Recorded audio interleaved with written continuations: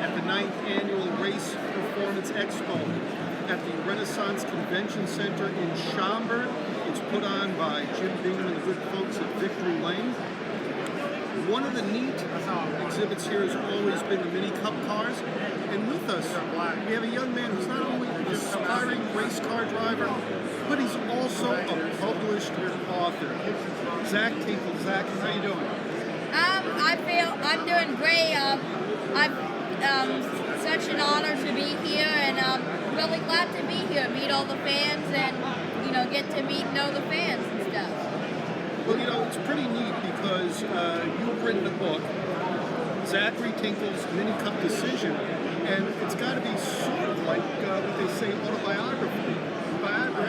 It tells your story.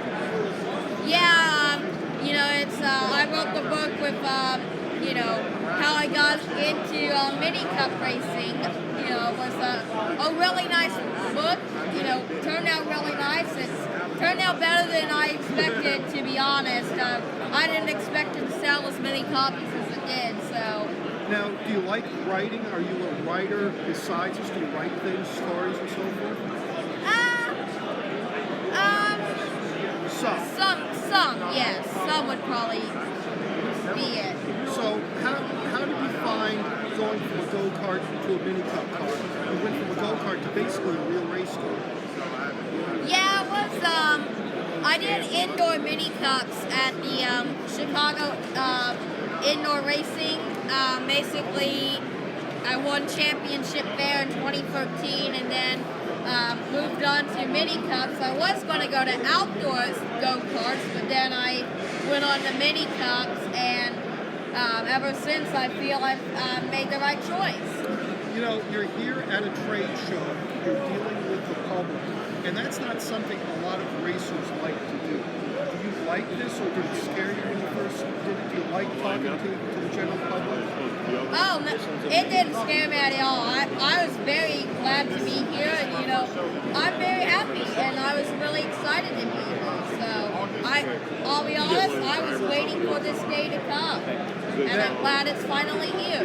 Now, I got to be careful about this, because sometimes when you write things, you got to keep the sources secret and so forth. But you read the book, and it revolves around the young man who gets to meet a NASCAR hero. Is it based on someone you actually met, or if you don't want to answer it, who's your favorite NASCAR driver? That one, I don't want to spoil the book, so, Oh my gosh, you're way too professional for us. You're still quite young. How old are you? 13. Do you and your family have any sort of plan as to, well, in a year I want to be racing something different, or are you just letting it come as it comes along? Well, right now I'm in MiniCups. To be honest, it kind of depends on how I do.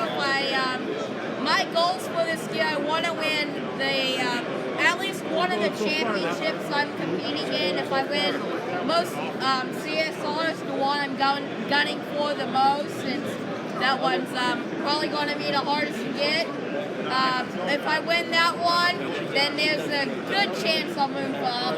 Or, going back in 2017, might move up to Legends or maybe do late models. So, yeah. Well, thank you for spending time with us. And, folks, you're one example, as I say, of the many facets of this thing. You've got a young person in your family. You want to know, what can they do in motorsports? What about go-karts? What about some of the small series? Boy, here's a perfect example. It's not you're talking to a salesperson. It's what they say peer-to-peer education. So, Zachary, do me a favor. 20 years from now, I'm still going to have the red hair. I'm not going to go bald.